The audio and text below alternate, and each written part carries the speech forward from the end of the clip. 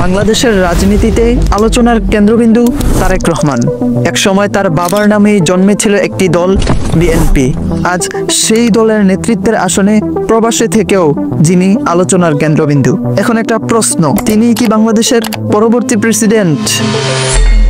রাজনীতির ইতিহাসে যে নামগুলো যুগে যুগে আলোড়ন তুলেছে তাদের মধ্যে একজন আজও অনুপস্থিত থেকেও আলোচনায় রয়েছেন, তারেক রহমান, যাকে নিয়ে বিতর্ক যেমন আছে তেমনি আছে অগণিত সমর্থনের ঢেউ।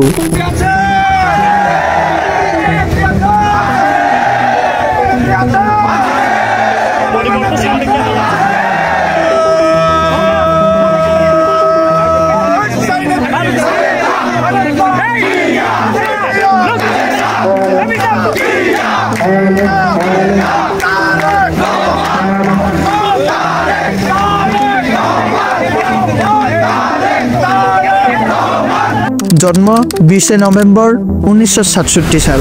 এমন এক পরিবারের জন্ম যেখানে রাজনীতি শুধু পেশা নয়, এক ধরনের ঐতিহ্য। পিতা শহীদ প্রেসিডেন্ট জিয়াউর রহমান একজন মুক্তিযোদ্ধা, রাষ্ট্রপ্রধান, এমনকি বাংলাদেশের জাতীয়তাবাদী দলের প্রতিষ্ঠাতা। মা বেগম খালেদা জিয়া 3 বারের প্রধানমন্ত্রী, বাংলাদেশের ইতিহাসে সর্বপ্রথম নারী প্রধানমন্ত্রী। এই পরিবারেই তারেক রহমান বড় হয়েছেন। রাজনীতি তার কাছে ছিল বাস্তব জীবনের অংশ, তবুও শৈশবে তিনি রাজনীতির বাইরে ছিলেন। শিক্ষা, পরিবার ও ব্যক্তি জীবন ছিল মূল কেন্দ্রবিন্দু। তারেক রহমানের রাজনীতিতে আনুষ্ঠানিক প্রবেশ 2000 সালের দিকে। যুবকদের নেতৃত্ব দেওয়ার জন্য তিনি গঠন করেন বিএনপি ইউথ উইং, জাতীয়তাবাদী তরুণ দলের নতুন চেতনা। রাজনীতির মঞ্চে তার আগমন ছিল দৃঢ়। তার বক্তৃতা, সংগঠনের দক্ষতা এবং নেতৃত্বের ভঙ্গিমা দ্রুতই তাকে আলোচনায় নিয়ে আসে।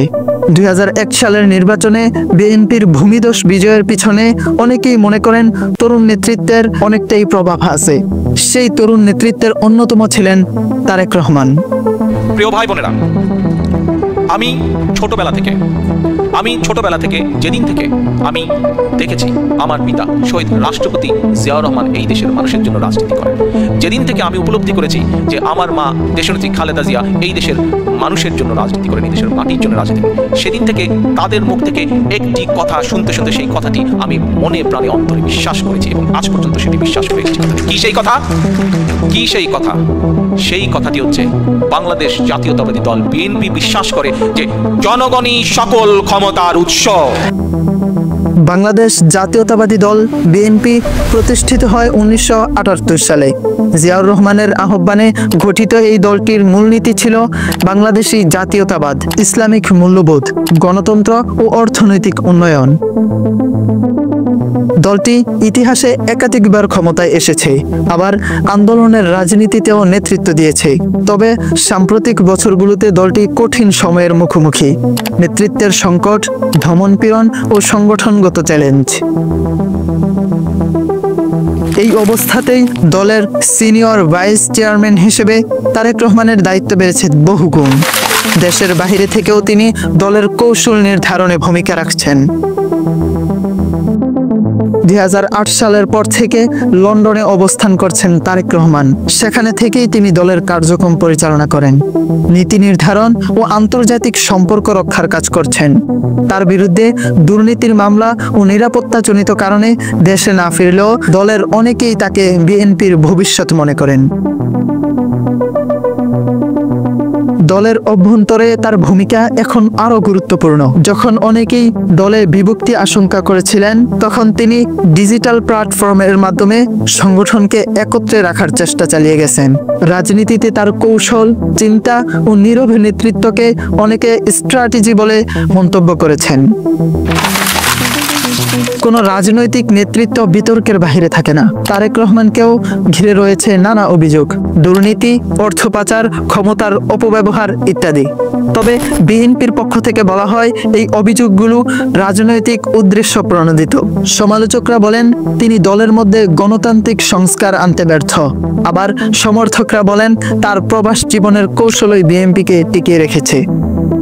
যে কোনো নেতার শক্তি তার জনগণ। বিএনপির ঘাঁটিতে গ্রামীণ ভোটারদের মধ্যে তরুণ প্রজন্মের একাংশের মধ্যে তারেক রহমান এক প্রতীক। অনেকেই তাকে দেখেন বাবার উত্তরসূরি হিসেবে, কেউ বলেন জাতীয়তাবাদের নতুন কণ্ঠ। তাদের বিশ্বাস দেশে ফিরলে রাজনীতিতে নতুন গতি আসবে এবং দল আবারও ফিরে পাবে গণ আন্দোলনের পুরনো শক্তি। বাংলাদেশের রাজনীতি দ্রুত বদলাচ্ছে। প্রবাসে থাকা অবস্থায় একজন নেতার সক্রিয় ভূমিকা কতটা কার্যকর এ নিয়েও বিতর্ক রয়েছে। তবে প্রযুক্তি, যোগাযোগ ও বৈশ্বিক রাজনীতির এ যুগে দূরত্ব আর বাধা নয়। তারেক রহমান যদি দেশে ফিরে আসেন, তবে শুধু বিএনপি নয়, পুরো রাজনৈতিক প্রেক্ষাপটই নতুনভাবে সাজাতে পারবে।